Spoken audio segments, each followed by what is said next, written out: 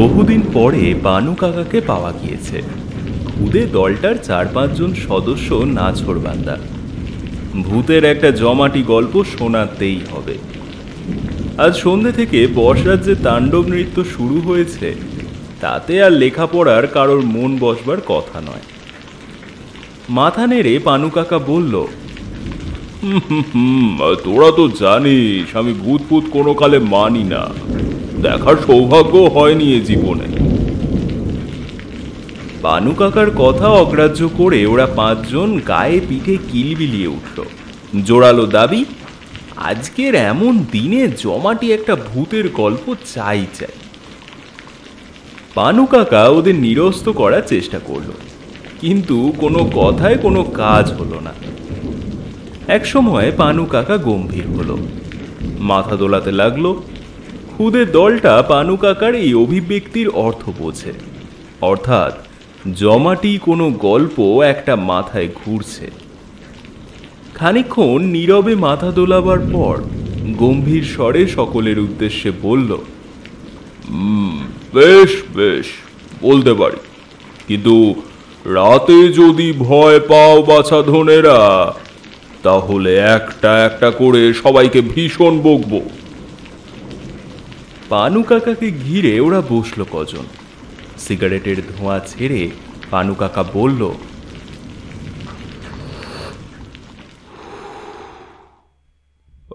ঘটনাটা হচ্ছে গিয়ে প্রায় 100 বছরের পুরনো। আমার দাদুর বাবা রামরতন মুখুজ্জে ছিলেন নবদ্বীপে সে সময়ের বিখ্যাত ডাক্তার। রামরতন ডাক্তার বললে এক ডাকে নবদ্বীপ, কৃষ্ণনগর আশেপাশের গ্রামের মানুষেরা চিনত। শুধু চেনাই নয়, দেবতার মতো পুজো করত। রামরতন বাবু ছিলেন একজন সৎ আদর্শ পুরুষ, যেমন বিদ্বান তেমনি বুদ্ধিমান। রোগীর বিছানার পাশে এসে বসলেই অর্ধেক রোগ সেরে যেত। বহু মানুষের প্রাণ বাঁচিয়েছেন, এমনকি বিনা পয়সায় রুগী দেখেছেন। একদিন গঙ্গা পার হয়ে কয়েকজন লোক দুপুরবেলা এলো এক অসুস্থ রুগীর খবর নিয়ে। রুগী এক মহিলা, বহুদিন থেকেই তিনি অসুস্থ। সকলে ভেবেছিল সাধারণ কিছু, কিন্তু দিনে দিনে রুগীর অবস্থা খারাপের দিকে যেতে থাকে। ডাক্তার রামরতন বাবু রোগের বিবরণ শুনে তখনকার মতো একটা ওষুধ দিয়ে বললেন, এখানকার কাজ শেষ হলেই তিনি বিকেলের মধ্যেই রুগী দেখতে যাবেন। চিন্তার কোনো কারণ নেই। রুগী দেখা শেষ হতে সময় লেগে গেল। কোনো রকমে মুখে দুটো কিছু দিয়েই ছুটলেন খেয়াঘাটের দিকে। তখন বিকেল 5টা, গ্রীষ্মের সময়। সেদিনটা ছিল বৈশাখ মাসের শেষ দিন। অনেকক্ষণ থেকেই আকাশে মেঘ জমছিল। হঠাৎ আকাশ অন্ধকার করে ঝড় এলো, কাল বৈশাখী। শুকনো পাতা, গাছের আস্ত আস্ত ডালপালা, তার সঙ্গে যত রাজ্যের ধুলো প্রচণ্ড বেগে উঠতে লাগলো সব। নিমেষে চারিদিক অন্ধকার হয়ে গেল। কিছুক্ষণ চলল এমন তাণ্ডব ঝড়। রামরতন বাবু ভারী বিপদে পড়লেন। কি হবে এখন? এই ঝড়ের মধ্যে খেয়াঘাটে পৌঁছনোই অসম্ভব। নৌকো পাওয়া তো আরো অসম্ভব। পেলেও গঙ্গা পার হওয়া যাবে না, অথচ রুগীর কাছে যেতেই হবে। একটা চালা ঘরের নিচে তখনকার মতো দাঁড়িয়ে পড়লেন তিনি। একটু পরে ঝড়টা কমলো, কিন্তু বৃষ্টি শুরু হলো। বৃষ্টিকে গ্রাহ্য না করেই রাস্তায় নেমে পড়লেন। কোনো ক্রমে খেয়াঘাটে পৌঁছানো গেল। ধারে কাছে জনপ্রাণী নেই। দিনের আলো সব ঢেকে গিয়েছে। মাঝে মাঝে চোখ ঝলসানো বিদ্যুতের আলোয় নদীটাকে দেখে বুকের রক্ত হিম হয়ে আসছে। রামরতন বাবু ফিরে যাবেন ভাবলেন, কিন্তু ফিরে যেতে মন চাইছে না। তিনি ডাক্তার, সামনে মরণাপন্ন রুগী। এই অবস্থায় পালানো ঠিক নয়। বিশেষ করে তার পথ চেয়ে বসে আছে একদল মানুষ। তিনি তাদের সব আশা ভরসা। বৃষ্টির জোর ক্রমেই বাড়তে লাগল। নিরুপায় হয়ে একা ওই অন্ধকারে দুর্যোগের মধ্যে দাঁড়িয়ে রইলে। বয়স এখন 60-এর কাছাকাছি। সাঁতার দিয়ে গঙ্গা পার হওয়াও তার পক্ষে সম্ভব নয়।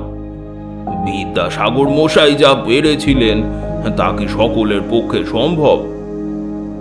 বৃষ্টির ধারা ভীষণভাবে গায়ে বিঁধছে। ওষুধের বাক্সর মধ্যে জল ঢুকে গেলে আর এক বিপদ। শেষে ফিরে যেতেই মনস্থ করলেন তিনি। পরে জল কমলে তখন না হয় যাবে। খানিকটা চলে আসার পর রামরতন বাবুর মনে হলো কেউ যেন ডাকছে। ধমকে দাঁড়িয়ে পড়লেন, কিন্তু কিছুই শুনতে পেলেন না। হয়তো মনের ভুল। কোনো কিছু না শুনতে পেয়ে আবার হাঁটতে লাগলেন। এবারে কিন্তু ডাক্তার বাবু ডাকটা স্পষ্ট শোনা গেল। বিদ্যুতের আলোয় রামরতন বাবু একটা নৌকো দেখতে পেলেন।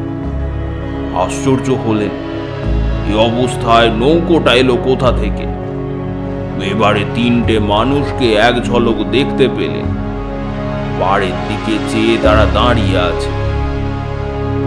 অন্ধকারের মধ্যেই লোক 3টি কাছে এলো। 3জনই রামরতন বাবুর পরিচিত। মাঝি খেয়া পারাপার করে। ওই ঝড় বৃষ্টির মধ্যেই প্রণাম করল। বহুক্ষণ ধরে বৃষ্টির জলে ভিজে ওদের হাত পা সব ঠান্ডা হয়ে গিয়েছে। পা ছুতেই তা টের পেলেন তিনি। আগে বাবু, আমরা নৌকা নিয়ে আপনার জন্যই এসেছি ডাক্তার বাবু। রুগীর অবস্থা বেজায় খারাপ, আপনাকে আমরা নিতে এসেছি। সে তো বুঝলাম, কিন্তু এই দুর্যোগের মধ্যে এখন কি করে যাবে? মাঝিরা বলল, চলুন না ডাক্তার বাবু, আমাদের চেয়ে আপনার প্রাণের দাম ঢের বেশি, আমরা ঠিক যাব।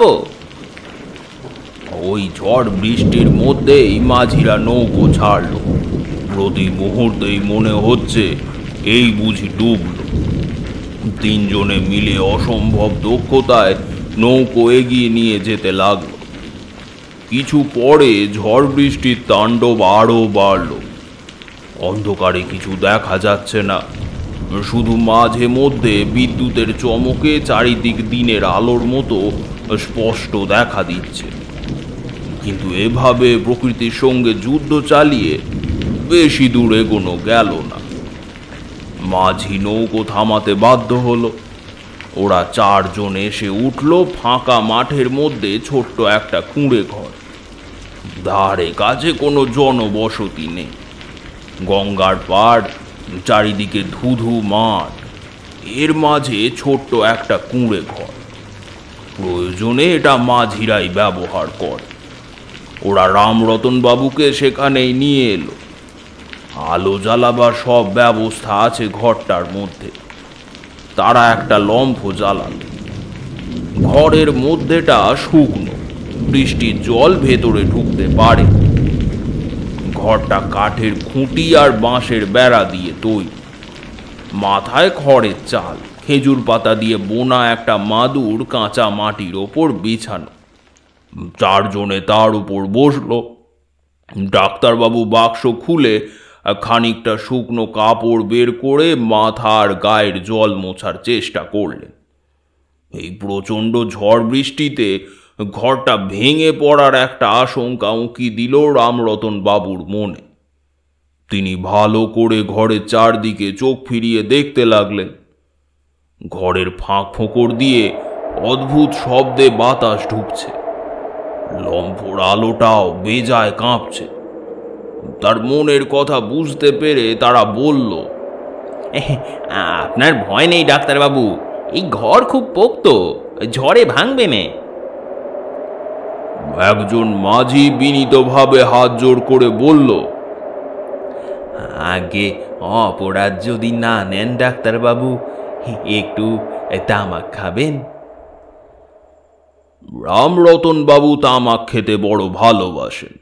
এমন দিনে জমিয়ে তামাক খাওয়ার মজাই আলাদা। সব ব্যবস্থা যখন আছে তখন খেলে মন্দ কি।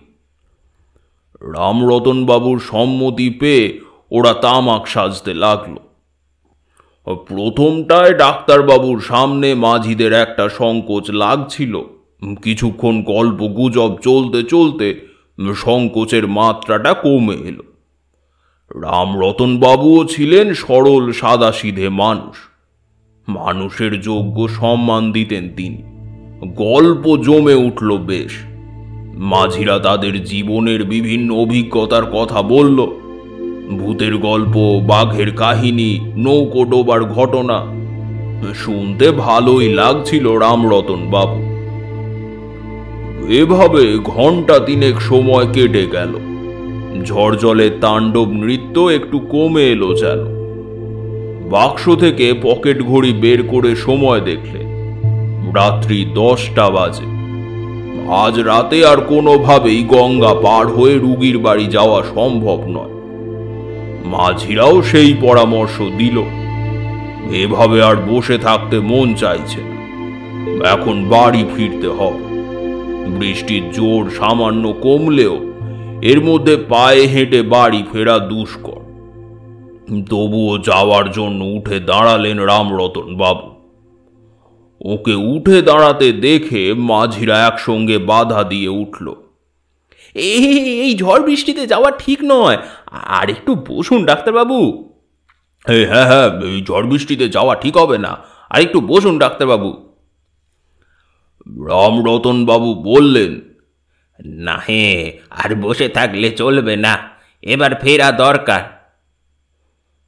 ওকে নিরস্ত না করতে পেরে মাঝিরা বলল, বেশ, চলেই যখন যাবেন তাহলে যাওয়ার আগে আর একটু তামাক খেয়ে যান। দ্রুত হাতে মাঝিরা তামাক সাজার কাজে ব্যস্ত হলো।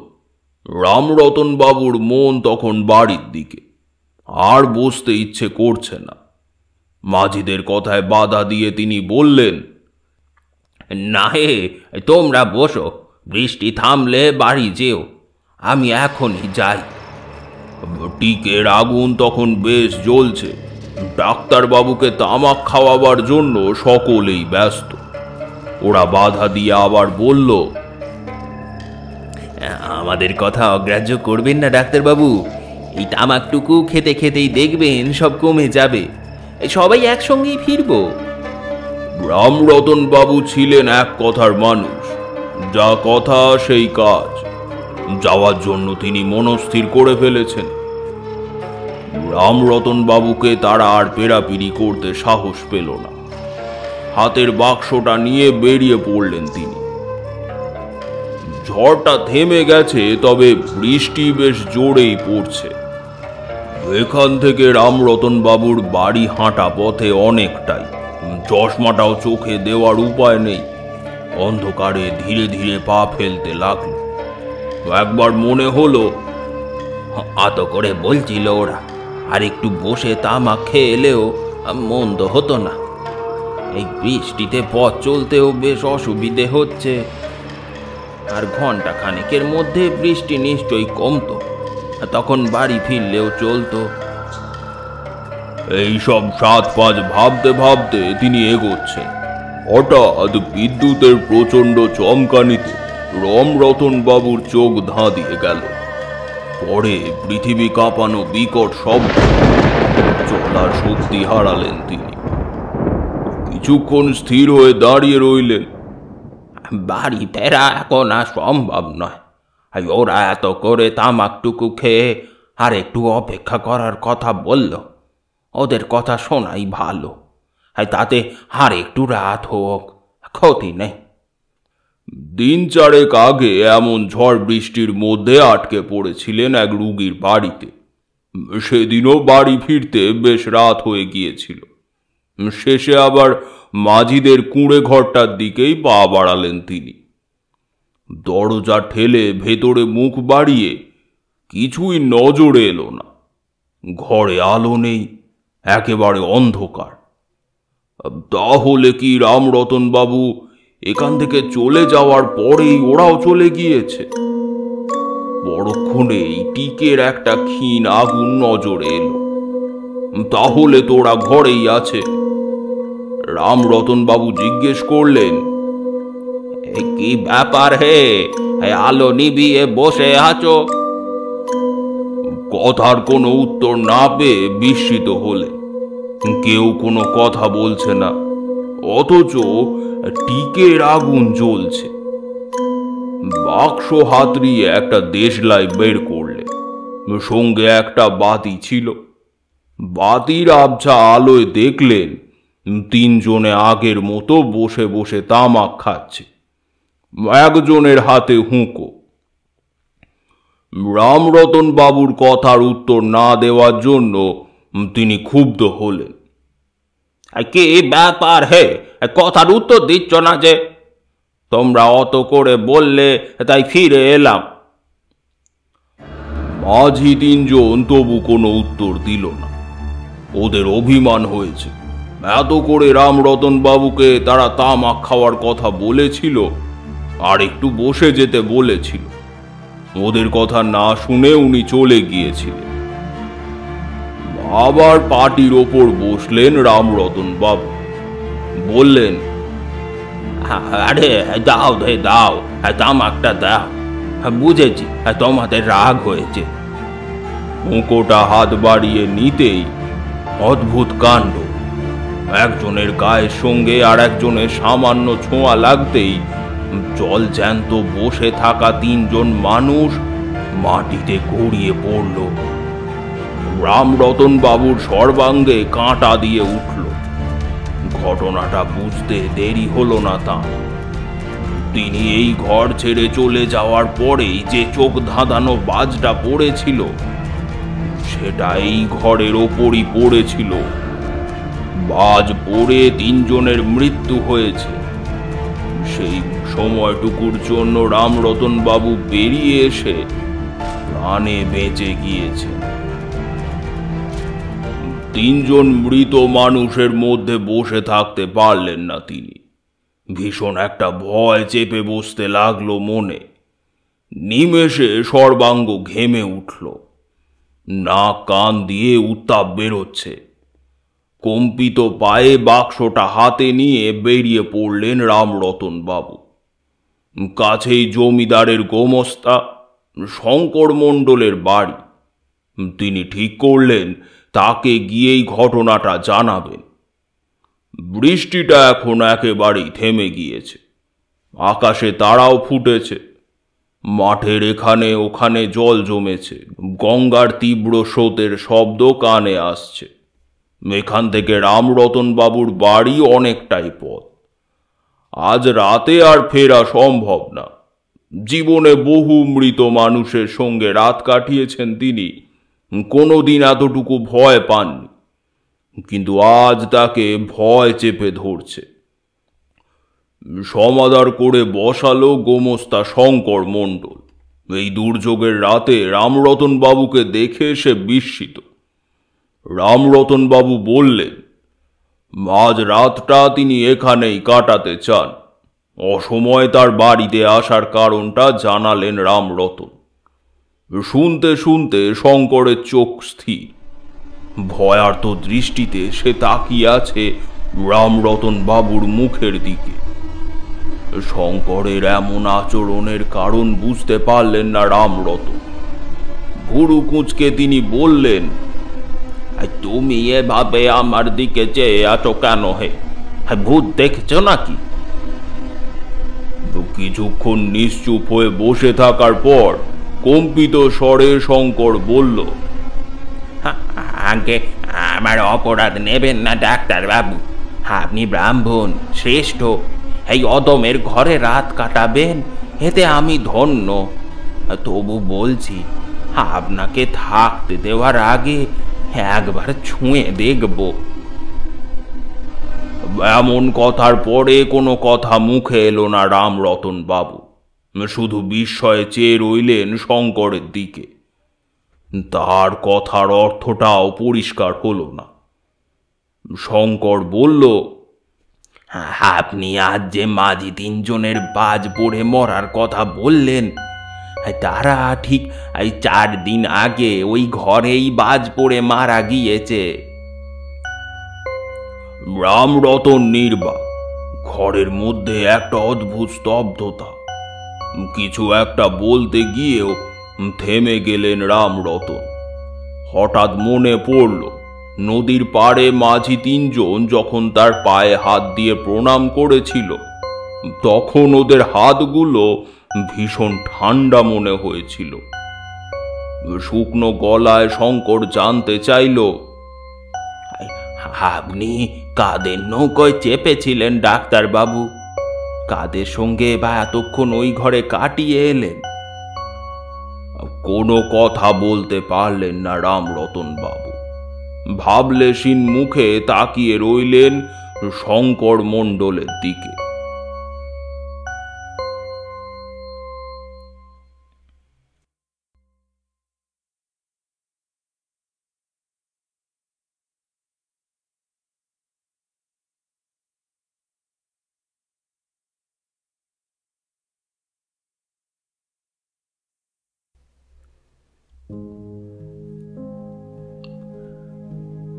ময়মনসিংহে আমার জন্ম, এসকে হাসপাতালের পিছনে। আব্বাজানের কাছে প্রায় শুনতাম আমাদের বাড়ির পিছনেই নাকি লাশ ঘর আছে। দুষ্টুমি করলে আম্মা ভয় দেখাতো, বলতো, ফয়জুল ওইদিকে ভূত আছে, দুষ্টুমি করছিস এক্ষুনি তোকে ধরে নিয়ে যাবে। ছোটবেলার সেই কথাগুলো এখনো আমার মনে আছে। হাসি পায় সেসব কথা ভেবে। কি ভয়টাই না পেতাম। আম্মার পিছনে লুকিয়ে থাকতাম, আর এখন ওই লাশ ঘরের পিছনেই আমরা আড্ডা মারি।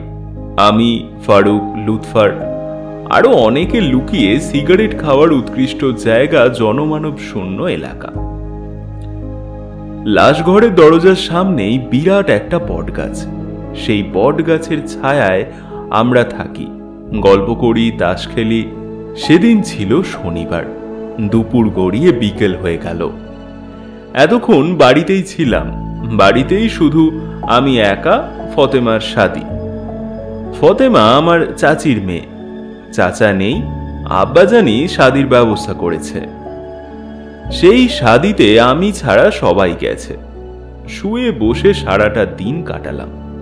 সময় আর কাটে না। ফারুক, লুৎফারের আসার সময় এখনো হয়নি। লুঙ্গির ওপর জামা গলিয়ে ঘর থেকে বেরিয়ে এলাম। একটা সিগারেট ধরিয়ে গুটি গুটি পায়ে উপস্থিত হলাম বট গাছের নিচে। পড়ন্ত বেলা, চারিদিকে অন্ধকার নেমে আসছে। এই জায়গাটার অন্ধকার যেন একটু তাড়াতাড়ি নেমে আসে। লাশ ঘরের সামনে খাটিয়ায় একটা মৃতদেহ দেখেই বুঝলাম হিন্দু বাড়ির কেউ মরেছে। গলাটা বাড়িয়ে দেখলাম মাঝবয়সী একটা লোক। দেখে মনে হলো ঘুমিয়ে আছে। পা থেকে গলা পর্যন্ত সাদা চাদরে ঢাকা, বুকের ওপর ফুল ছেটানো। দুজন লোক সাজাচ্ছে। একজন পকেট থেকে 2 শিশি অগুড় বের করে মৃতদেহের সারা শরীরে ঢেলে দিল। গন্ধটা আমার নাকে যেতে আমি নাকে হাত দিলাম। এই গন্ধটা আমি একদম পছন্দ করতে পারি না। মৃতদেহের মাথার সামনে আর পায়ের ধূপ ধরিয়ে আমার দিকে এক পলক দেখে লোক দুটো মৃতদেহ রেখে চলে গেল। আমি অন্যমনস্ক হয়ে বসেছিলাম। অন্ধকার ঝাঁকিয়ে নেমে আসছে। হঠাৎ করে আমার চোখ গেল মৃতদেহের দিকে। চমকে উঠলাম। সারা শরীরে আমার ঠান্ডা স্রোত বয়ে গেল। দেখলাম মৃতদেহের মাথার কাছে দাউ দাউ করে আগুন জ্বলছে। আমি চোখ বন্ধ করে নিলাম। আর আমার কিছু মনে নেই। যখন আমার জ্ঞান ফিরল তখন দেখি আমি আমার ঘরে শুয়ে আছি।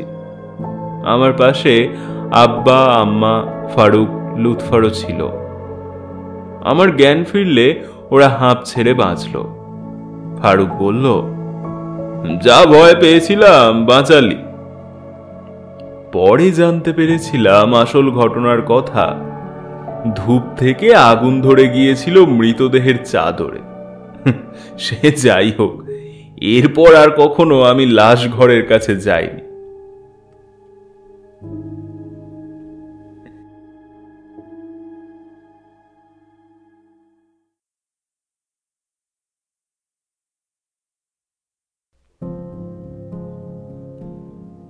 আব্বাজান অনেক করে বলেছিল, ভাববি ওই ভোর রাতে উঠে আর যাস না, আমার ভয় করে, মনটা কেমন করে রে। ভাইজান শোনেনি সে কথা। জানো ফুফু, আমিও কত করে বলেছি, ভাইজান তুমি কেন কারখানা থেকে ফিরে আসো, কারখানায় থেকে যাও না, ছুটির দিনে না হয় বাড়িতে থাকলে। তা কে কার কথা শোনে? আর দুঃখ করে কি হবে বলো, যে যাওয়ার সে চলে গেছে, আল্লাহ নিয়ে চলে গেছে।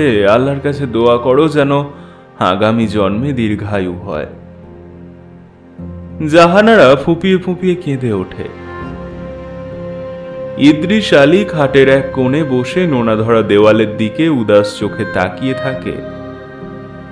একটাই মাত্র ছেলে অকালে চলে গেল, আর 5টা ছেলের সাথে ওর কোনো মিল নেই। অভাবের সংসার, আব্বাজান পঙ্গু, আব্বাজানও বাঁচত না। ওই একই জায়গায় আব্বাজানের উপরেও অভিশাপ নেমে এসেছিল।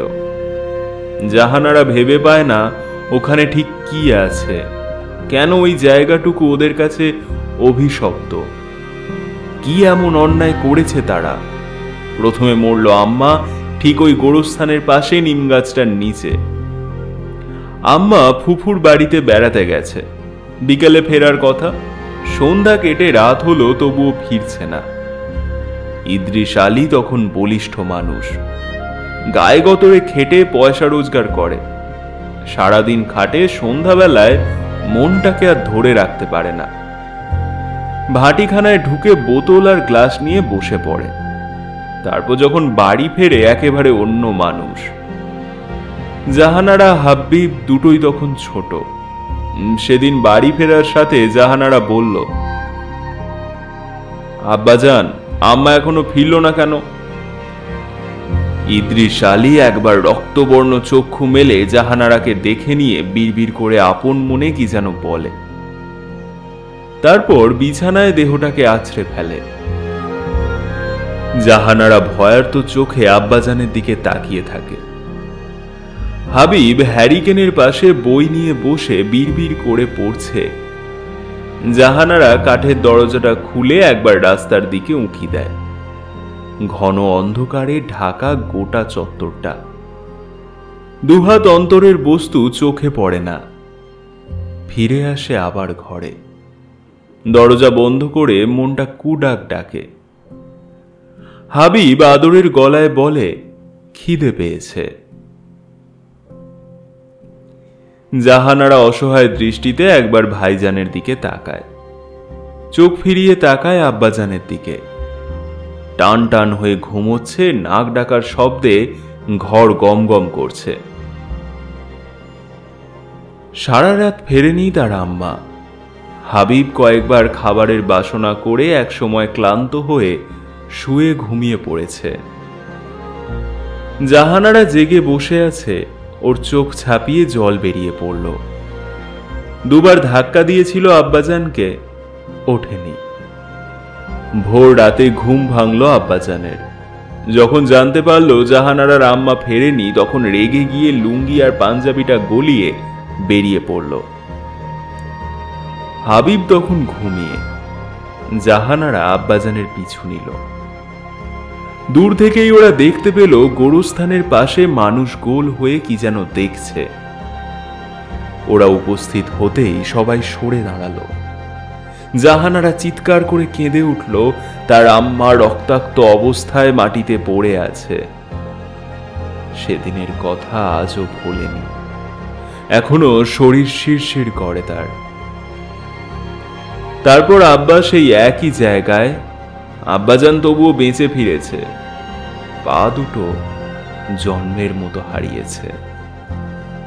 যখন আব্বাজান ওই ঘটনার কথা বর্ণনা করছিল, তখন জাহানারার মনে হচ্ছিল আব্বাজানের চোখ দুটো ঠিকরে বেরিয়ে আসবে।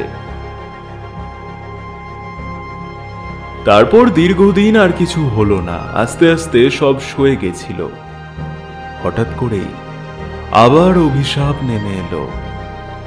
ঘরের একমাত্র রোজগেরে হাবিব, তাকেও শেষ করলো। আব্বাজান পই পই করে বারণ করেছিল, হাবিব, ওই পথ ধরে আর যাস না, স্টেশনের পথ ধরে যাস। একটু দেরি হলেও ক্ষতি, তবুও স্টেশনের পথ ধরেই যেত হাবিব। কিন্তু সেদিন ঘুম থেকে উঠতে দেরি হয়ে যাওয়ায় গোরস্থানের পথ ধরল। আর সেই দিন সকালে পাওয়া গেল তার রক্তাক্ত মৃতদেহ। দেখে মনে হয়েছিল কতগুলো নেকড়ে তার ভাইজানের দেহটাকে খুবলে খুবলে খেয়েছে। সারাদিন সারা রাত কেঁদে চলেছে জাহানারা। মন কিছুতেই মানে না। আব্বাজান কাঁদতে কাঁদতে ভুলে গেছে খবরটা পাওয়ার সাথে সাথে সেই যেভাবে বসেছিল এখনো সেইভাবে বসে আছে। এক ফোঁটা জল এখনো পর্যন্ত স্পর্শ করেনি। জাহানারা ধীরে ধীরে এগিয়ে গেল আব্বাজানের কাছে। ধরা গলায় ডাকলো, আব্বাজান। কোনো সাড়া দিল না। জাহানারা আব্বাজানের পিঠে মৃদু ধাক্কা দিয়ে ডাকলো, আব্বাজান। বলে জাহানারার দিকে চোখ ফেরালো ইত্রিশালী। ফ্যাকাশে দৃষ্টি, থেকে থেকে শরীরটা কেঁপে উঠছে। আব্বাজান, আব্বাজান, সব শেষ হয়ে গেল। আমরা আর কেন বেঁচে থাকি? কেন এমন হচ্ছে বলতে পারো? ঝরঝর করে কেঁদে ঝাঁপিয়ে পড়লো আব্বাজানের বুকে। জাহানারার মাথায় হাত বোলাতে বোলাতে ইদ্রিস আলী বলল, কাঁদিস না, কেঁদে কি হবে? সব আমারই জন্যে শেষ হয়েছে রে। আমারই পাপের প্রায়শ্চিত্ত করলো তোর আম্মা হাবিব। আমি কেন কেন আপনি আপনি কি করেছিলেন আব্বাজান? খুন করেছিলাম আমি। জ্যান্ত মানুষটিকে মাটিতে পুঁতে দিয়েছিলাম শুধু পয়সার জন্য। সেদিন কি ভেবেছিলাম আমার কৃতকর্মের প্রতিশোধ সে এইভাবে নেবে? তুমি কি করলে আব্বাজান? কেন খুন করলে? কার জন্য খুন করলে? এবার আমাকেও শেষ করো। আমি আর বেঁচে থাকতে চাই না। গলা ছেড়ে কাঁদতে লাগলো জাহানারা। ফুফু এগিয়ে এসে বুকে টেনে নিল জাহানারাকে, সান্ত্বনা দিতে লাগলো। জাহানারা জানে একদিন আব্বাজানকেও শেষ করবে, ওকেও শেষ করবে। মনে মনে আল্লাহর কাছে প্রার্থনা করে, আল্লাহ তুমি আগে আমাকে নিও, তারপর আব্বাকে, আগে আমাকে।